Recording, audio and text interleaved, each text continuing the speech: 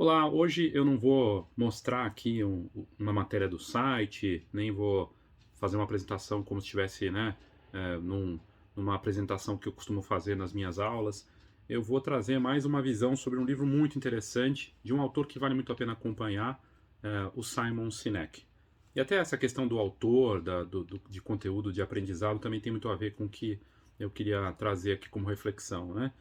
A gente está vivendo um momento de mudança. Na verdade, a mudança já vinha antes da pandemia, sempre fez parte das nossas vidas, né? Processo de aprendizado, de transformação e tudo mais, constante. Estudar sempre e tudo mais.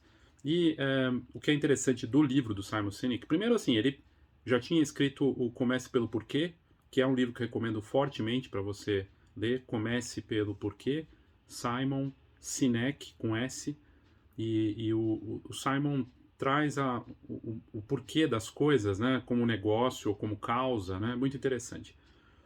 Esse é um outro assunto, é uma outra história, mas o que eu tive contato nas últimas semanas é o Jogo Infinito, outro livro dele, também nem é tão recente, baseado num estudo, né, um estudioso que ele acompanhou, né, que tinha criado um outro livro sobre esse assunto, o que é um jogo infinito, né? E vou trazer a minha análise, assim, bem superficial, né, claro, sobre o assunto, para você se interessar e mergulhar sobre isso, que eu acho bem interessante, né? E eu acho que vale muito para esse momento, acredito que vale muito para esse momento que a gente está vivendo. O jogo infinito, no que ele aborda, é o seguinte: existem jogos finitos e jogos infinitos, né? A gente, na fotografia, ela lida com as duas coisas, né, de certa forma. O jogo infinito, de você trabalhar nesse mercado, né? Então, não vai ter um fim, né? A não ser quando você parar, se aposentar ou morrer, né? E nesse meio tempo, a gente muitas vezes tem sensações de que é só até eu conquistar tal coisa, só até fazer tal coisa. E na verdade é um jogo que não acaba. E ele considera jogos infinitos aqueles em que você não conhece os jogadores. Você não sabe quem. Existem jogadores conhecidos e desconhecidos. Os jogadores conhecidos, né, concorrentes seus que você considera que são concorrentes, ok. São jogadores que você sabe que estão ali nesse jogo, né? Na sua cidade, na sua região. Mas tem outros que você está concorrendo. Outras coisas até. Pessoas que não querem, que não dão valor para fotografia, que não dão valor para aquilo que a gente faz. Né? Não é o negócio deles. Então, entre fazer uma sessão fotográfica e, sei lá, assistir uma série, ele vai preferir assistir uma série. Né? Ou entre pegar um produto e né, valorizar uma foto impressa, para ele tanto faz, ele vai querer ver aquilo na rede social, né, no smartphone. Só para mostrar a complexidade disso, né? Então, jogadores conhecidos e desconhecidos. O jogo infinito, ele não tem começo, meio e fim, né?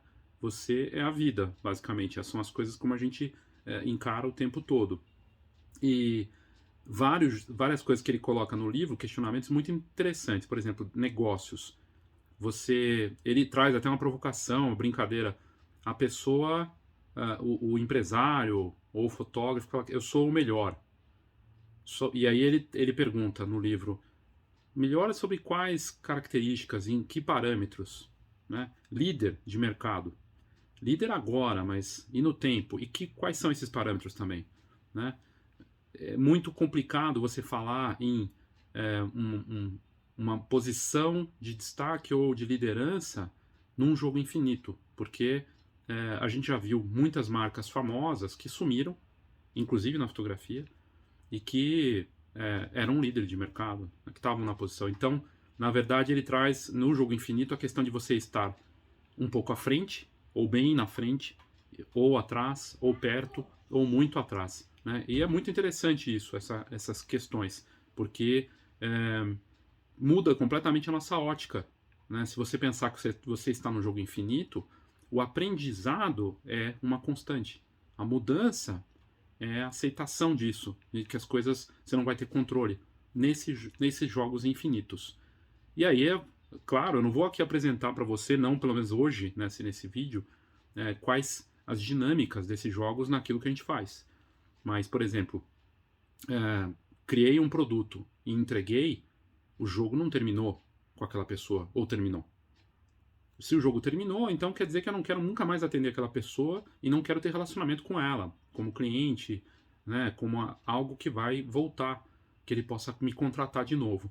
Se eu considerar coisas que deveriam ser infinitas como finitas, relacionamento com o cliente, venda de produtos e outras coisas, eu saio perdendo. A mentalidade finita, como ele traz no livro, ela é complicada, ela é limitante, ela te puxa e te deixa numa condição de desafio. Muito interessante o livro, vale muito a pena. E aí tem outras coisas que ele aborda, por exemplo, uma causa justa. Para você entrar nesse jogo infinito de uma forma realmente que faça a diferença, você tem uma causa. Mas não é uma causa com missão, valores, essas coisas de manual, né? Que as marcas muitas vezes fazem. Eu costumo dizer, né, que eu já vi isso, essa expressão faz muito sentido. Você consegue enxergar que a empresa não tem uma causa de verdade, ela tem uma planilha. E nada contra as planilhas, elas são importantes, como controle dos negócios, com as métricas todas, né? A gente precisa fazer conta, ter tudo isso perfeito. Isso faz parte do jogo. Mas, se você for ver as grandes empresas que se destacam, elas têm essa característica do jogo infinito e elas têm uma causa que movimenta esse jogo infinito, né? De entender que você não é líder, você está num processo, você pode até estar liderando, mas se você não continuar mantendo esse ciclo de inovações, de ajustes, de mudanças, você vai se perder e vai ficar para trás. Não deixará de ser, não é questão de ser líder ou não, é questão da posição que você está. Então achei muito interessante, é uma provocação bacana. A causa de verdade, a causa justa que ele traz no livro, que é algo que alimenta esse movimento de jogo infinito para as empresas que se destacam. Ele traz o exemplo óbvio da Apple, né?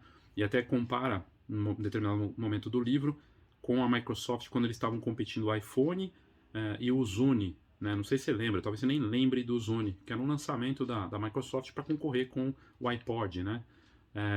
E na verdade eles nem tinham o iPhone ainda, tinham esse iPod um pouco mais moderninho da Apple.